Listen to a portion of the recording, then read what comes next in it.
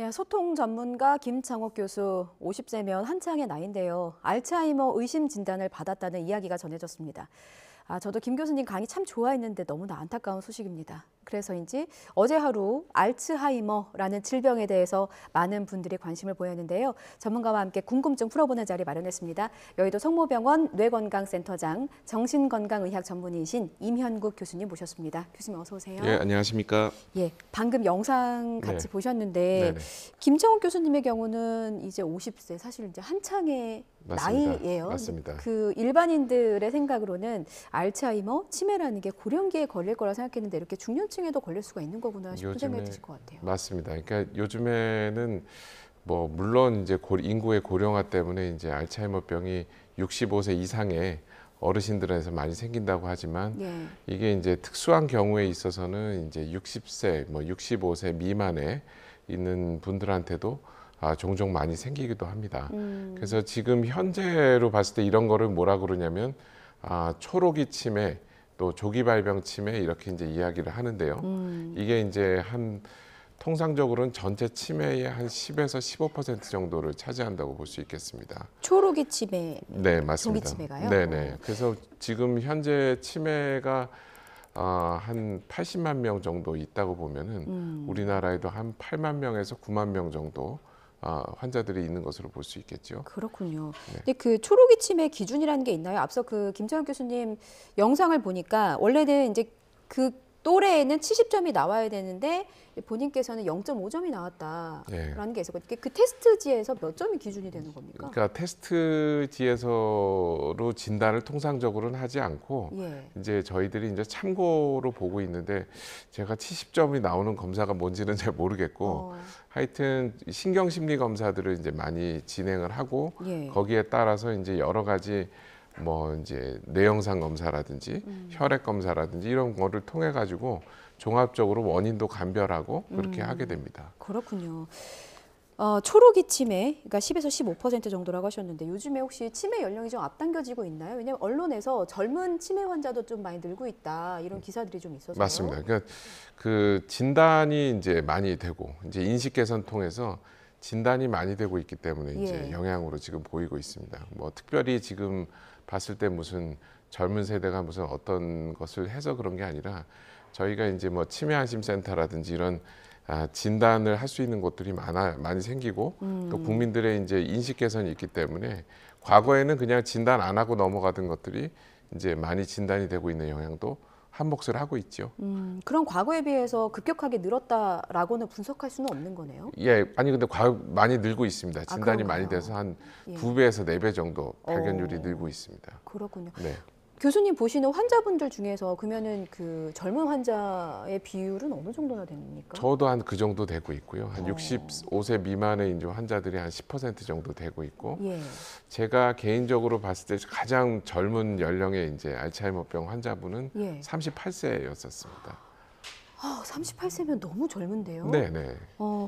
당시에 그러면 38세면 사실 내가 한창 일할 나이인데 치매에 걸렸다, 알츠하이머에 걸렸다라는 사실을 받아들이기가 좀 어려우실 것 같아요. 그때 맞습니다. 당시 환자분의 반응이 어땠습니까? 반응은 환자는 이제 굉장히 당황했었고, 사실 이제 여러 가지 상황이 있었는데 그 가정적으로나 경제적으로 굉장히 이제 붕괴를 하는 현상이 나왔습니다. 그래서 뭐 이혼도 경험하시게 되고 뭐 이제 등등에 있는데 이제 가장 좀 슬픈 사실은 부모님이 이제 자식을 돌보게 되는데 부모님이 상당히 마음이 아파하시고 그러셨죠. 그래서 지금은 경과가 또 이제 이 조기 발병 알츠하이머병이 굉장히 경과가 좋지 않아서 현재는 지금 요양원에 지금 계시죠. 아유, 그렇군요. 아유, 젊은 환자가 많다고 하셨는데 요즘에 그 디지털 치매라는 말도 있잖아요. 그러니까 젊은 분들이 뭐 기기도 많이 사용하고 뭐 이게 뭔가 그 전자파에 노출도 많이 되는 것 같고 일을 하면서 컴퓨터들도 많이 사용하니까 그러니까 디지털 치매라는 그 현상이 실질적으로 알츠하이머나 치매와도 연관성이 있는 걸까요? 없다고 보셔도 됩니다. 그런가요? 네, 그러니까 그거는 특히 이제 젊은 나이에 이제 생성되는 알츠하이머병 같은 경우에는 유전성 같은 경우도 많고 그렇기 때문에 이게 이제 뭐 디지털 기기를 많이 사용해서 우리가 인지력이 좀 떨어진 거를 이제 그러니까 별칭으로 해서 디지털 치매 이렇게 이제 얘기를 하고 있는데 예. 그것과 실제적인 알츠하이머 병과는 무관한 거라고 보셔도 됩니다. 그렇군요. 네. 지금 저희가 알츠하이머 치매 얘기하면서 요즘에 나도 자꾸 깜빡깜빡 하는데 혹시 나도 치매에 걸렸나라고 생각을 하실까 봐 알츠하이머와 치매가 어떻게 다르고 또 어떤 부분이 궁금한 건지 하나씩 풀어볼게요. 일단 어떤 부분이 다른 걸까요? 그러니까 이제 우리가 이제 대개 이제 진료실에서도 많이 여쭤보시는 게 예. 제가 알츠하이머 병입니다라고 얘기하면 그거 치매 아니냐라고 이제 말씀을 하시는데 네. 그렇지 않고요. 알츠하이머 병도 사실 여러 가지 단계가 있고요. 그러니까 이제 치매라는 것이 뭐냐면 여러 가지 원인에 의해서 이제 그 신경이 이제 손상을 받게 되고 거기에 따라서 인지나 행동 문제가 생기고 결국에는 혼자 독립적으로 못 살아가는 단계의 증후군을 이야기합니다.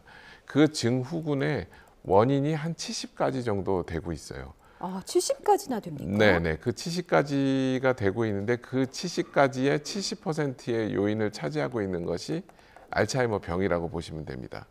기타 다른 것이 뭐 혈관성 치매, 그다음 뭐 전두축두 치매, 루이체 치매 등등의 이제 여러 가지 이제 원인들이 있게 되지요. 예, 그래서 알츠하이머 병도 단계가 있습니다. 그래서 단계가 있고 정상인 경우도 있어요.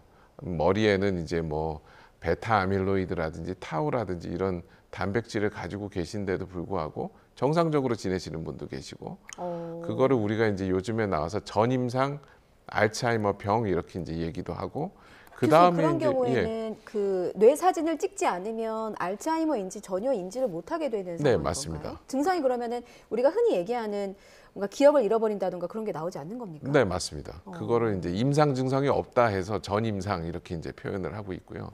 그 다음 단계를 이제 경도 인지 장애 단계라 그래서 예. 이제 우리가 실제적으로 아까 뭐 김창옥 교수가 얘기하신 것처럼 증상이 나오는 단계죠. 그거를 이제 경도 인지 장애 단계인데 그분은 이제 어찌 됐든 독립적으로 생활을 하고 계시기 때문에 예. 우리가 이제 경도 인지 장애 단계라고 하고 그 다음에 이제 혼자 독립적으로 이제 살기가 어려워지실 때를 우리가 치매 단계 그래서 우리가 이제 요즘에는 알츠하이머성 경도인지 장애, 뭐 알츠하이머성 치매 단계 이렇게 이제 표현을 합니다.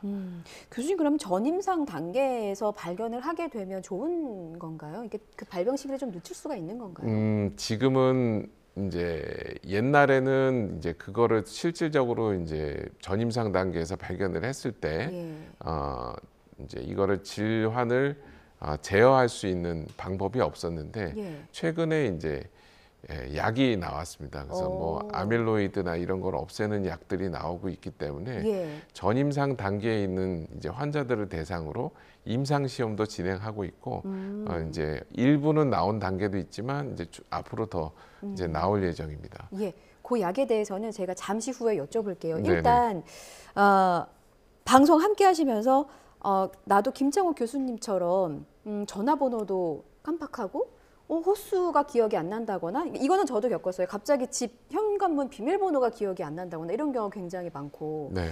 사이트에 로그인을 하는데 비밀번호가 기억이 안 나더라고요. 네, 이런 네. 경우가 좀 왕왕 발생하긴 하는데 이런 경우는 보통 건망증일 수도 있다고 말씀을 하시더라고요. 네. 어떤 부분에 좀 집중을 하면 됩니까? 저도 가끔 그렇습니다. 교수님도 그런가요? 저도 가끔 그래서 예. 그래서 이제 뭐 대체적으로 10가지 신호 정도를 이야기를 하고 있어요. 근데 네.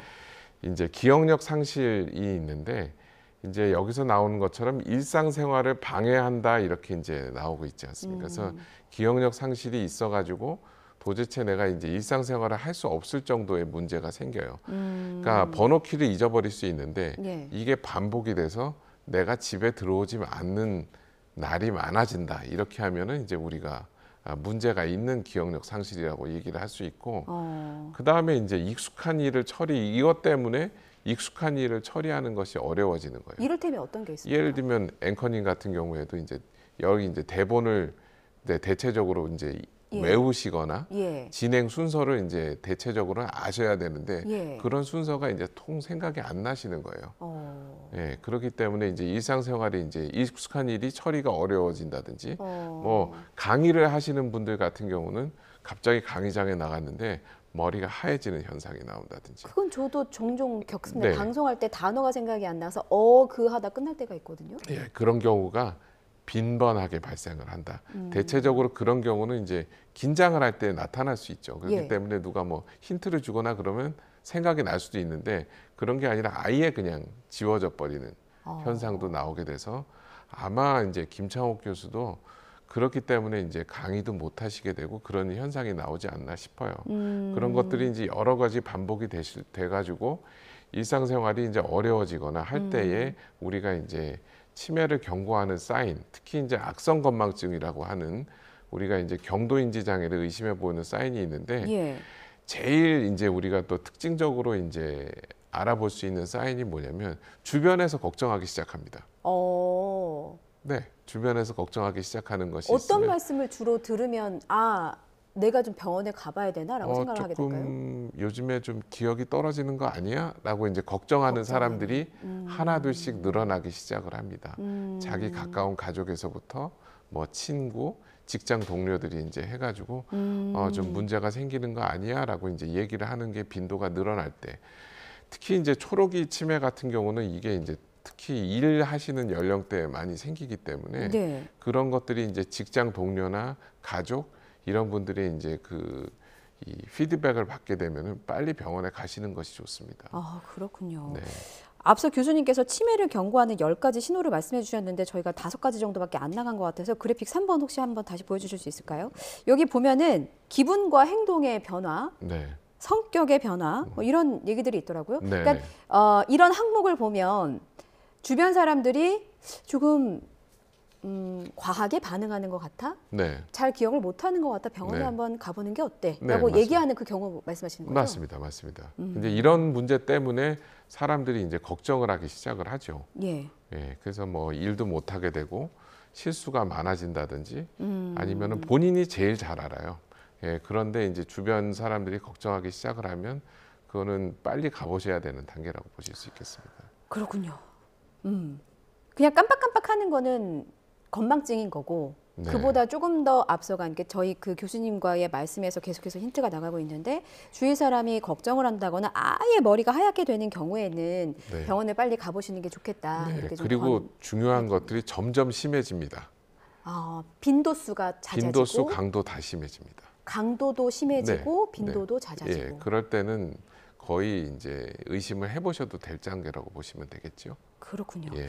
교수님 앞서 알츠하이머 유발하는 그 가지수가 한 원인이 70가지 정도가 된다고 하는데 치매를 유발하는 게 70%. 예, 그 중에 70% 알츠하이머병이 이제 70%의 요인을 차지하고 있다는 거죠. 그럼 원인은 뭐로 분석이 됩니까? 이제 여러 가지 설이 있고 왜 문제가 생기는지에 대해서는 아직 원인이 나오고 있는데 예. 병리는 베타 아밀로이드라는 단백질이 어떤 이제 여러 가지 복잡한 분자적인 문제 때문에 생기는 거고 예. 거기에 다음 단계로 타우 단백질이라는 게 이제 유발을 하면서 신경이 본격적으로 이제 퇴행을 하고 그래서 신경이 줄어들면서 행동 문제가 나오고 인지 문제가 나오고 기능 손상이 나오고 이런 순서로 이제 진행을 하는 것이 이제 알츠하이머 병이라고 보시면 될 것 같습니다. 그렇군요.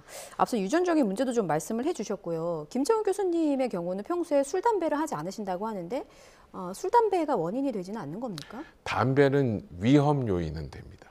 술도 이제 위험하다고 알려져 있는데 술은 담배보다는 조금 약한 것으로 알려져 있기는 하고요. 그런데 담배는 확실히 이제 위험 요인이 됩니다. 그러니까 이것이 직접적인 요인이 되는 것은 아니고요. 예. 술 같은 경우는 많이 먹었을 때 생기는 알코올성 치매라는 게 따로 있기도 하고요. 예, 그렇습니다. 혹시 우울증이 병을 키운다는 말도 있어요. 그러니까 그 속으로 사귀는 그 화병이 있으신 분들의 경우는 이게 좀 쌓이고 쌓여서 스트레스가 돼서 치매로 혹은 알츠하이머로 네. 갈 수 있다는 얘기도 있어요. 대개 이제 스트레스가 치매의 요인이냐라는 질문들 많이 하시죠. 네. 근데 이제 위험 요인은 돼요. 그러니까 우울증 같은 경우에는 어느 나라에서 이제 연구를 하더라도 예. 한 1.6에서 1.8배 또는 많게는 2배까지. 저희 팀에서도 이제 한 100만 명 정도 이제 조사를 해봤을 때에도 예. 한 이제 우울증의 횟수가 반복될수록 알츠하이머병이나 혈관성 치매나 모든 치매 리스크가 한 2배가량 올라가는 것은 맞습니다.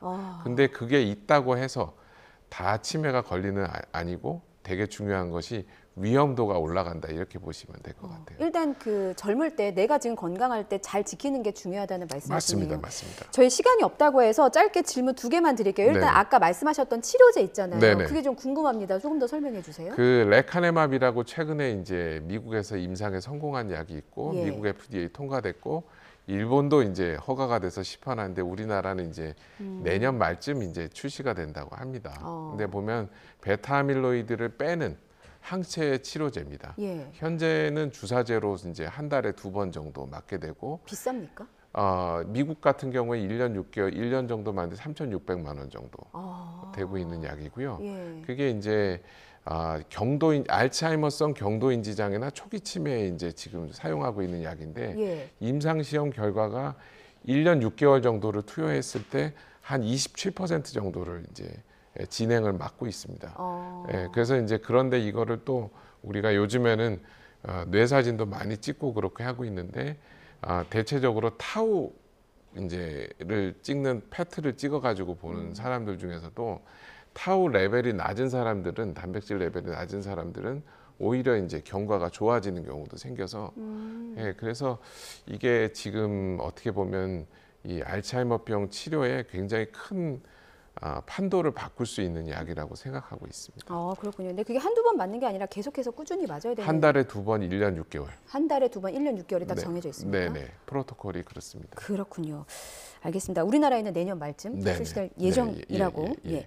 자, 그 끝으로요. 예방법 중요할 것 같습니다. 일상생활에서 무엇을 좀 지키고 실천하면 알츠하이머를 좀 막을 수 있을까요? 네, 여기 이제 그래픽에도 나오고 있고 뭐 예. 이제 333 법칙이라 그래서 일주일에 3번 이상 걷기, 생선과 치료 골고루 먹기, 채소, 채소를, 예. 그다음에 책이나 신문 읽고 글쓰기 같은 3권이 있고요. 그다음에 이제 술은 3잔보다 적게 마시기. 그다음에 담배 피우지 않기, 뇌손상 예방하기 위해서 3금 참을 것. 그다음에 3행하면 혈압, 혈당, 콜레스테롤 3가지 정기 체크, 가족과 친구 만나 소통하기, 매년 치매 조기 검진 받기 등의 3행이 있습니다. 예. 이대로 실천하면 되는데 이대로 실천하면은 모든 병이 예방됩니다. 모든 우리 성인병이나 만성 질환이 예방되기 때문에 치매뿐만 아니라 다른 병도 다 예방할 수 있는 좋은 방법이라고 생각합니다. 교수님께는 죄송한 말씀이지만 이 333을 꼭 지켜서 많은 환자들이 교수님을 안 뵀으면 하는. 저도 그렇게 바라고 있습니다. 예, 알겠습니다. 네네. 더 듣고 싶은 말씀이 많은데 다음에 또 한 번 모실게요, 교수님. 네네네. 네, 감사합니다. 지금까지 여의도 성모병원 뇌건강센터장 정신건강의학 전문의신 이면국 교수님과 말씀 나눠봤습니다. 고맙습니다. 감사합니다.